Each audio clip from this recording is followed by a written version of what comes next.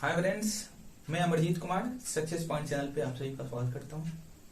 बहुत दिनों के बाद आज यूट्यूब पे हम आए हैं क्लास के लिए।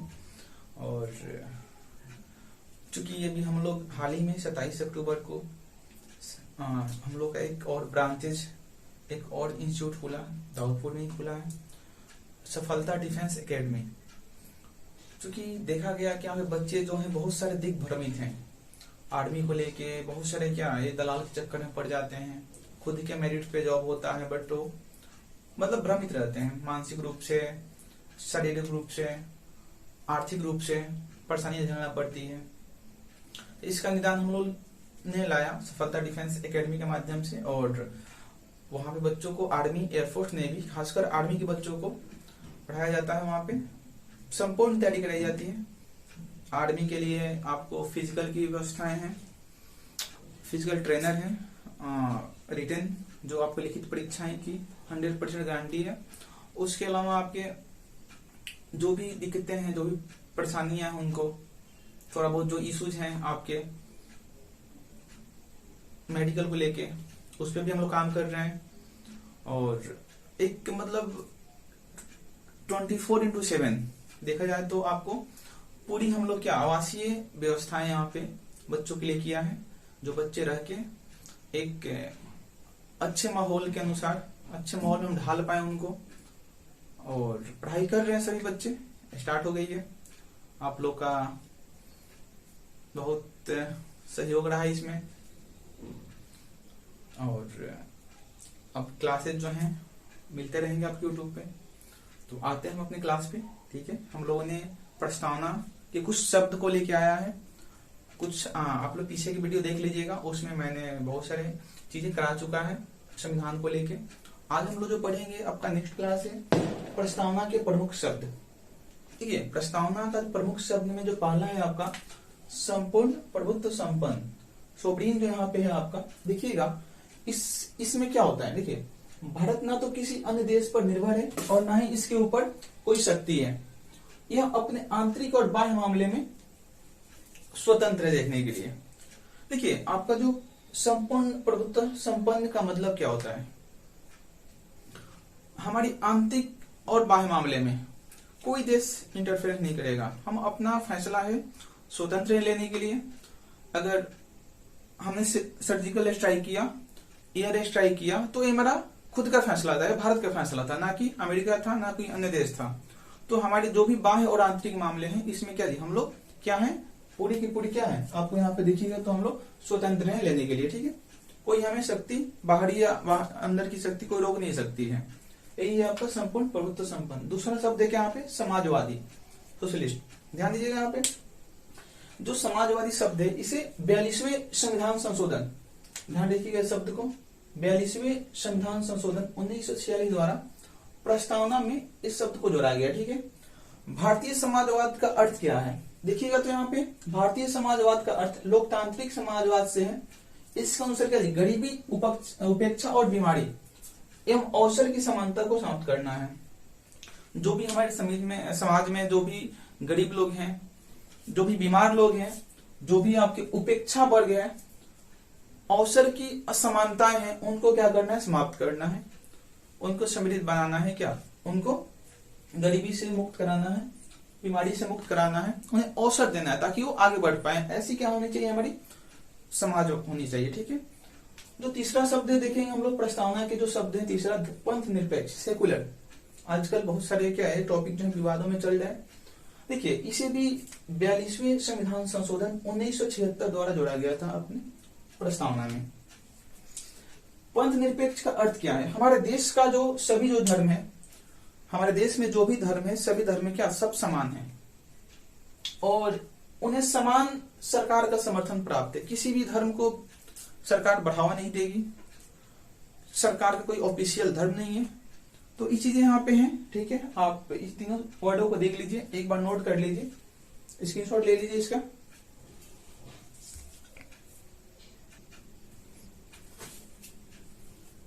फ्रेंड्स, हो गया आप लोग को, उम्मीद करते हैं। देखिए, अब जो प्रस्तावना का अगला शब्द है, यह है लोकतंत्र, डेमोक्रेसी।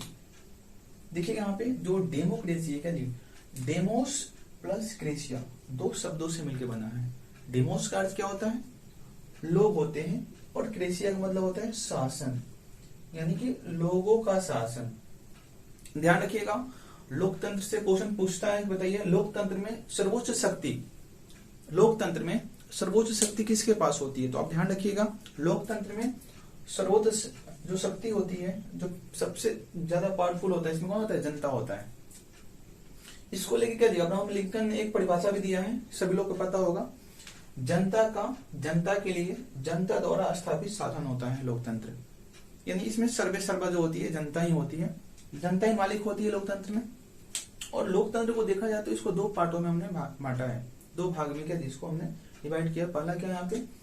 प्रत्यक्ष लोकतंत्र, दूसरा अप्रत्यक्ष लोकतंत्र। ध्यान दीजिएगा, यहाँ पे जो प्रत्यक्ष लोकतंत्र है यहाँ पे देखिएगा आप, तो इसमें होता क्या है? देखिए, प्रत्यक्ष लोकतंत्र में जनता अपनी शक्ति का प्रयोग प्रत्यक्ष रूप से करती है। जैसे कि हम लोग चुनाव जब होता है तो हम लोग वोटिंग करते हैं, अपनी शक्ति का प्रयोग जो हम लोग डायरेक्ट करते हैं, डायरेक्ट बूथ पे जाते हैं, वोटिंग करते हैं, वोट देते हैं, चाहे वो मुखिया का चुनाव हो, चाहे वार्ड का हो, चाहे विधायक का हो, चाहे आपका एमपी का हो। ये क्या हो जाएगा यहाँ पे?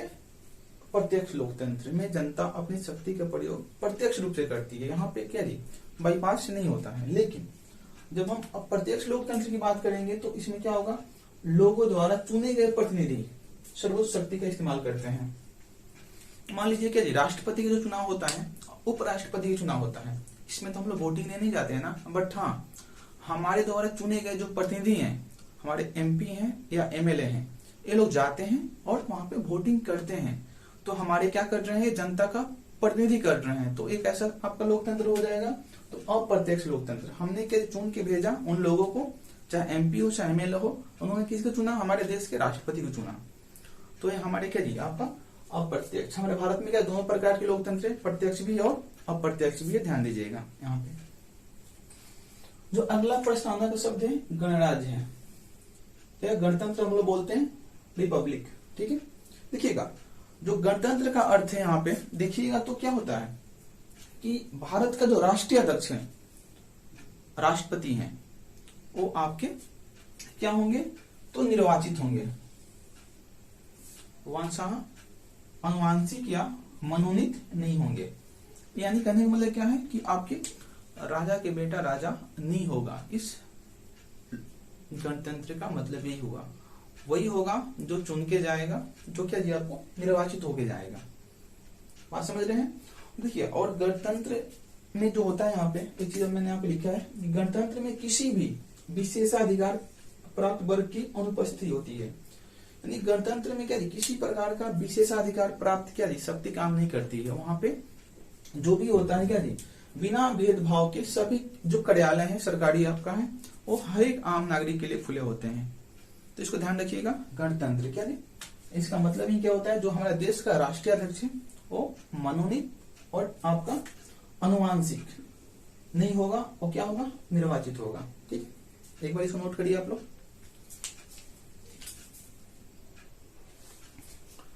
चलिए आगे देखते हैं हम लोग। अगला जो आपका प्रस्तावना के शब्द है, यह है आपका न्याय, जस्टिस। देखिए, यहाँ से क्वेश्चन पूछ चुका है कि प्रस्तावना में कितने प्रकार के न्याय की चर्चा की गई है। तो प्रस्तावना में 3 प्रकार के न्याय की चर्चा की गई है। कौन कौन है? एक सामाजिक न्याय, दूसरा आर्थिक न्याय, और तीसरा आपका राजनीतिक न्याय। ठीक है, तो इसको ध्यान रखना है कि प्रस्तावना में 3 प्रकार के न्याय की चर्चा की गई। ठीक है, हम लोग देखेंगे बारी बारी सामाजिक न्याय क्या होता है। ठीक है, देखिए, हर व्यक्ति के साथ जाति, रंग, धर्म, लिंग के आधार पर बिना भेदभाव का समान व्यवहार। यानी हर एक व्यक्ति को क्या समाज में बिना जाति टिक्का टिप्पणी किए हुए, बिना रंग भेद, गोरे सांवले सब जो हम लोग क्या दी समाज में जो कुरीतियां फैली हुई है, धर्म के आधार पर क्या हम लोग भेदभाव करते हैं, मुस्लिम है, हिंदू है, क्रिश्चियन है। तो ये जो हमारे क्या जो सामाजिक न्याय है, इसमें हर एक व्यक्ति को क्या ये आपको अधिकार प्राप्त है कि वो बिना क्या दी भेदभाव किस आधार पे? तो जाति, रंग, धर्म और क्या लिंग के आधार पे, महिला है, पुरुष है, क्या जी सबको समान अधिकार है, हर एक काम कर सकता है। यहाँ पे किसी प्रकार की क्या हम भेदभाव उसको नहीं कर सकते हैं। यही हमारे सामाजिक न्याय बताता है। आगे देखेंगे आर्थिक न्याय। देखिएगा यहाँ पे आर्थिक कारणों के आधार पर किसी भी व्यक्ति से भेदभाव नहीं किया जाएगा। इसमें संपदा, आय एवं संपत्ति की असमानता को दूर करने का भी शामिल है।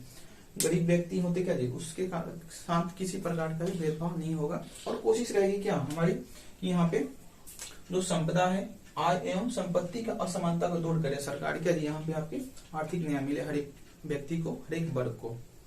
आगे आइए देखते हैं यहाँ पे राजनीतिक न्याय। ठीक है, ध्यान दीजिएगा यहाँ पे जो राजनीतिक न्याय है, हर व्यक्ति को समान राजनीतिक अधिकार प्राप्त होंगे, चाहे वो राजनीतिक दफ्तरों में प्रवेश की बात हो अथवा अपनी बात को सरकार तक पहुंचाने की बात हो। यानी वो हर एक व्यक्ति को क्या जी, आपको राजनीतिक न्याय प्राप्त होंगे, जो क्या आपके चाहे तो आपके यहाँ पे देखिएगा पॉलिटिकल ऑफिस, यानी जो राजनीतिक दफ्तर है उसमें प्रवेश की बात हो, चाहे अपनी बात सरकार को वो कह सकता है, उसको क्या है राइट बना हुआ है, आपको उसको जस्टिस मिला हुआ किसी प्रस्तावना से। देखिए यहाँ से सबसे इंपॉर्टेंट दो क्वेश्चंस आ सकते हैं। एक तो क्वेश्चन पूछ चुका है आपके एग्जाम में, न्याय क्या जी, प्रस्तावना में कितने प्रकार के न्याय की चर्चा की गई है, तो 3 प्रकार की, सामाजिक न्याय, आर्थिक न्याय और राजनीतिक न्याय। और जो तीनों जो शब्द कहाँ से ले गए हैं जी, सामाजिक, आर्थिक और राजनीतिक न्याय जैसा तत्व है जी 1917 के रूस के क्रांति, ध्यान रखिएगा 1917 के रूस के क्रांति से क्या तीनों शब्द लिए गए हैं आपके, सामाजिक, आर्थिक और राजनीतिक न्याय। ठीक है, देखिए यहाँ से एक क्वेश्चन जो है आपके बनते हैं कि निम्नलिखित में से किस न्याय की वकालत यानी कि बात प्रस्तावना नहीं करता है। ऑप्शन है आपका सामाजिक, आर्थिक, राजनीतिक और धार्मिक। तो ध्यान रखिएगा कि आपको धार्मिक जो है यहाँ पे एक कभी प्रस्तावना का जिसका वकालत नहीं करता है, न्याय नहीं करता है। 3 प्रकार का आपका न्याय है, सामाजिक, आर्थिक और राजनीतिक। ठीक है, एक बार आप इसको स्क्रीनशॉट ले लीजिए।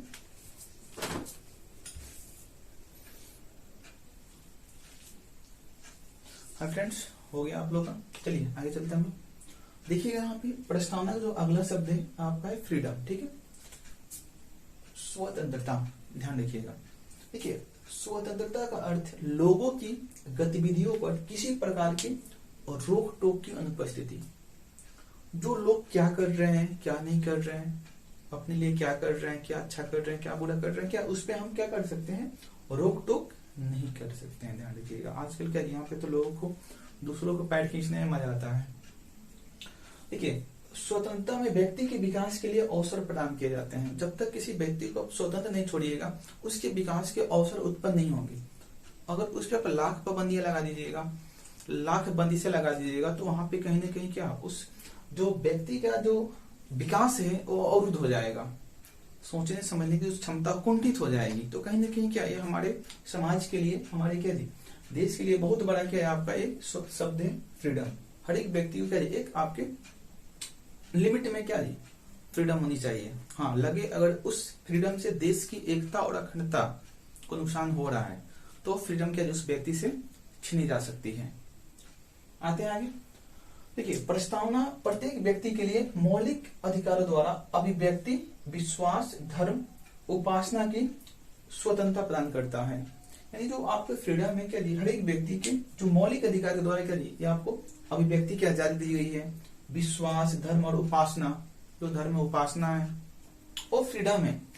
अगर आप हिंदू सनातन धर्म से आते हैं तो आप क्या टीका कर सकते हैं, घंटी बजा सकते हैं और आपका क्या है धर्म की उपासना है। आप मुस्लिम से आते हैं तो क्या नमाज पढ़ सकते हैं। यानी कहने का मतलब क्या है, जो भी धर्म में उपासना है क्या उसके लिए आप फ्रीडम है, स्वतंत्र है। हमारे क्या है आपके प्रस्तावना के में सबके सब क्या है वर्णित है।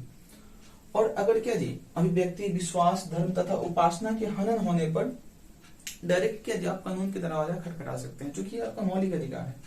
मौलिक अधिकार के माध्यम से डायरेक्ट क्या कोई भी व्यक्ति हाई कोर्ट या सुप्रीम कोर्ट जा सकता है रीट के माध्यम से। आगे देखेंगे हम रीट क्या है, क्या मौलिक अधिकार क्या है।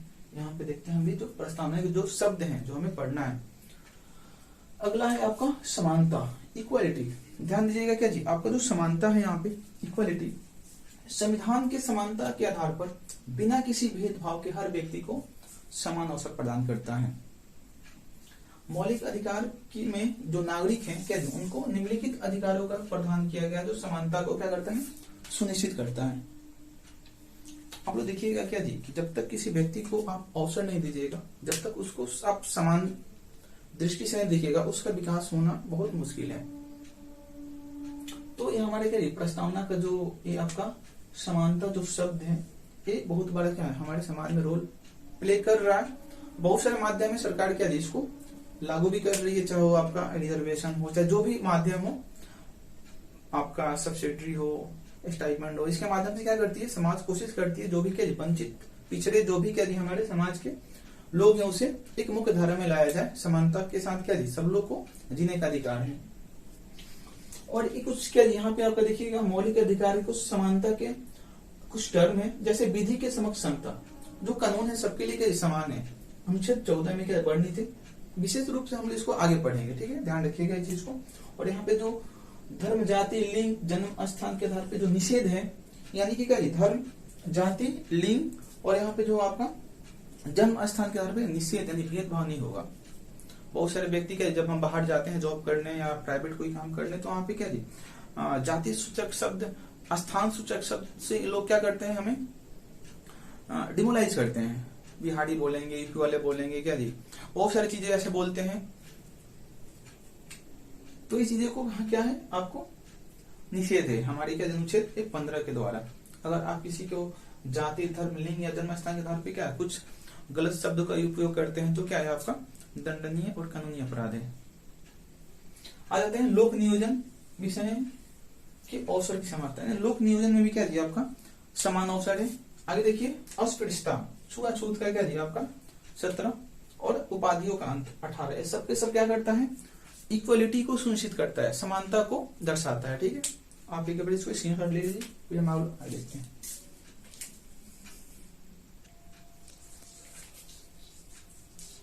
चलते आगे देखते हैं। देखिए और संविधान में समता का जो हमने अभी देखा शब्द, उसमें क्या दी दो ऐसे अनुच्छेद हैं, उनसे 325 और 326 जो राजनीतिक समता को सुनिश्चित करते हैं। देखिएगा आगे क्या अनुच्छेद 325 क्या बोलता है। अनुच्छेद 325 के अनुसार धर्म, जाति, लिंग अथवा वर्ग के आधार पर किसी भी व्यक्ति को मतदाता सूची में शामिल होने के लिए आयु घोषित नहीं किया जाएगा। यानी कि कोई भी ऐसा व्यक्ति हो जो क्या धर्म, चाहे किसी भी धर्म का हो, किसी भी जाति का हो, कोई भी क्या जी आपका लिंग हो, चाहे महिला हो, चाहे पुरुष हो, चाहे आपको ट्रांसजेंडर हो, अथवा क्या जी वर्ग के आधार पे उसके हम लोग मतदाता सूची से क्या जी उसका नाम नहीं काट सकते हैं, उसको वोट देने से क्या हम लोग वंचित नहीं कर सकते हैं, उसको वोट में क्या जी खड़े होने से क्या जी हम लोग उसको वंचित नहीं कर सकते हैं, उम्मीदवार होने से उसको हम लोग वंचित नहीं कर सकते हैं। ये सबके सब क्या जी आपको 325 और 326 क्या करता है तो राजनीतिक समता को सुनिश्चित करता है। 26 देख लीजिए 326 लोकसभा और क्या विधानसभा के लिए वयस्क मतदान का प्रावधान है। तो ये चीजें क्या था आपको यहाँ पे ध्यान रखना है। 326 और 325 के लिए आपको राजनीतिक समता को दर्शाता है। और आपका लास्ट एक है यहाँ पे बंधुत्व। देखिए यहाँ पे जो बंधुत्व है क्या बंधुत्व का अर्थ क्या आपको भाईचारे की भावना से है, आपसी संबंध मधुर हो, मृदुल हो, ये सबके सब क्या आपके बंधुत्व के माध्यम से हम लोग समझेंगे आगे। देखिए संविधान एकल नागरिकता, भारत में कैसा नागरिकता है जी एकल नागरिकता है, और जो एकल नागरिकता है ये क्या करता है भाईचारे की भावना को प्रोत्साहित करता है। आप लोगों को पता है सब लोगों को क्या जी जो भारत है, भारत में क्या जी एकल नागरिकता का प्रावधान है, और अमेरिका में क्या है जी आपका द्विव नागरिकता है। वहां के राज्य के लिए क्या जी अलग नागरिक है और क्या जी वहां पे केंद्र के लिए अलग नागरिक है यहाँ पे, बट भारत में ऐसा नहीं है। भारत में क्या है राज्य और केंद्र के लिए क्या जी एक ही आप नागरिक हो, एक ही वोटर आई कार्ड बनेगा, एक ही आधार कार्ड बनेगा, जो भी क्या जी आपको चीजें हैं सिंगल वन क्या जी आपको यहाँ पे बनेगा। तो एक चीज है यहाँ पे और पूछे क्या जी कि आपका एकल नागरिकता क्या जी प्रस्तावना की किस भाषा को प्रोत्साहित करती है तो बंधुत्व करती है, ध्यान रखिएगा भाईचारे करती है। यहाँ पे भाईचारे की भावना को क्या करती है प्रोत्साहित करती है। मौलिक कर्तव्य अनुच्छेद 51 के क, जो हमारे क्या मौलिक कर्तव्य है अनुच्छेद 51 के क में है। देखिएगा ये आपके जो मौलिक कर्तव्य है इसके माध्यम से हम देखेंगे कि भारतीय नागरिक को यह कर्तव्य है कि धार्मिक, भाषाई, क्षेत्रीय अथवा वर्ग विविधताओं से ऊपर उठकर सौहार्द और क्या जी आपसी भाईचारे की भावना को प्रोत्साहित करें। बहुत बड़ी बात है क्या जी यहाँ पे।